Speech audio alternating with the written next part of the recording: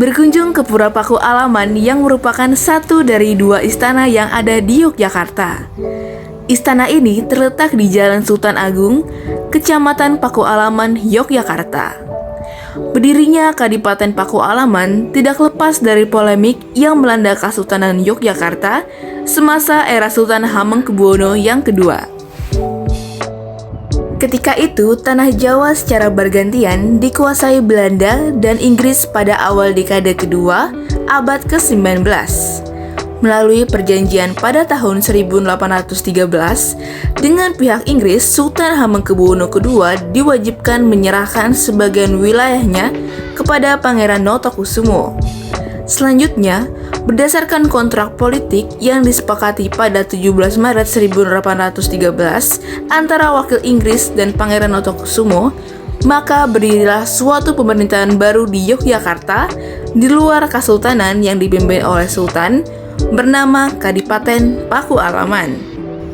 Tanggal 29 Juni 1813, Pangeran Notokusumo dinobatkan sebagai penguasa Pakualaman dengan gelar Pakualam I. Pada 1950, Kadipaten Pura Pakualaman dan Keraton Yogyakarta diubah setingkat provinsi menjadi Daerah Istimewa Yogyakarta.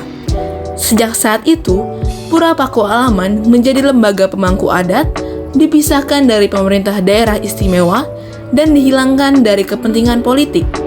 Pura Pakualaman berfungsi menjadi pelindung dan penjaga identitas budaya Jawa, khususnya budaya Pakualaman Yogyakarta. Pura Pakualaman kaya akan potensi wisata budaya, namun Pura Pakualaman belum dikembangkan secara optimal sebagai destinasi wisata budaya oleh rajanya.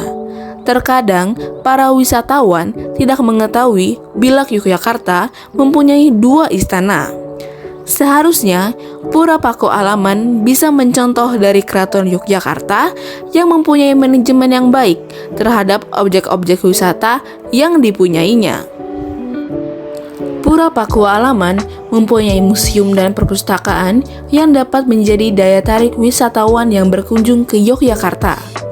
Museum maupun perpustakaan terletak di Komplek Pura Pakualaman dan menyimpan dokumen dan naskah-naskah sejak pemerintahan Pakualam yang kedua.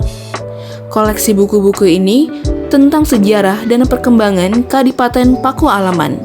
Tidak kurang dari 250 koleksi buku dan manuskrip kuno bisa dijumpai di perpustakaan ini. Menurut penuturan dari Ratna Mukti, sebagai abdi dalam perpustakaan, Kompleks Pura Pakualaman belum bisa dikunjungi secara umum semenjak adanya pandemi COVID-19. Hal tersebut, Pura Pakualaman semakin menutup diri untuk dunia luar. Di tahun 2023 ini, yang bisa berkunjung ke Pura Pakualaman hanya seseorang yang mempunyai izin dari sekretariat. Alasan pandemi COVID-19 tidak relevan lagi untuk Pura Pakualaman yang belum membuka untuk umum di saat dunia sudah membaik pasca pandemi COVID-19. Majunya wisata di Pura Pakualaman tergantung dari Raja Pakualam yang sedang menjabat. Raja mempunyai penting dalam pengelolaan Pura Pakualaman. Menurut aku ada dua poin yang bisa di-highlight. Bisa massive approach, bisa personal approach. Kalau massive approach, karena orang banyak yang mau kita ajak, secara kita di digital era, paling gampang adalah sosmed. Bikin konten, bikin postingan-postingan yang emang bisa menarik atensi, gak cuma masyarakat, tapi terutama Gen Z. Karena target utama kalau di social media pasti Gen Z dong. Kalau misalnya kita mau personal approach, itu bisa banget lewat misal. Kenapa salah satu alasan aku ikut Duta Budaya? Itu. Supaya bisa benar-benar ngasih tahu. Karena kadang orang tuh suka mempertanyakan lagi kalau kita nggak punya background dasarnya. Tapi kalau kita punya backgroundnya, dengan kita berusaha mengadvocate, oh ada ini loh, orang akan jauh lebih percaya, orang akan jauh lebih yakin gitu mungkin.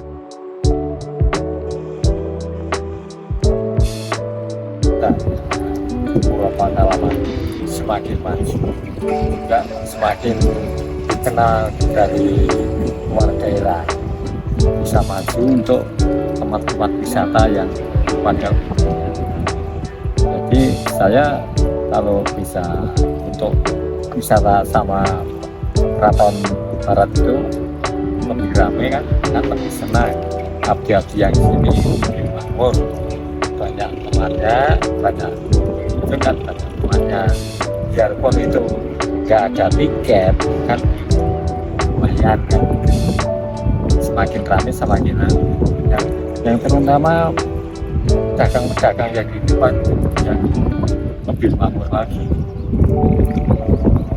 Kalau seperti ini kan pedagangnya ada, tapi kalau musim liburan yang sebelum pandemi itu banyak pengunjung, banyak yang jualan di depan itu. Setelah ada pandemi itu macet sampai sekarang belum ada lagi, entah nanti sampai gimana belum tahu.